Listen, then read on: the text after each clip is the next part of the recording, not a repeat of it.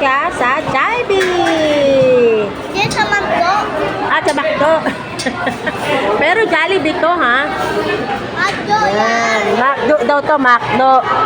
Yan. Gumanda na ang Jollibee sa ever.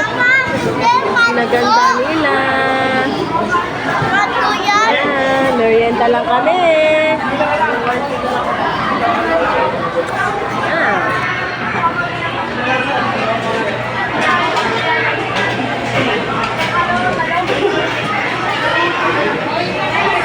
Medyo sumikip o lumuwag.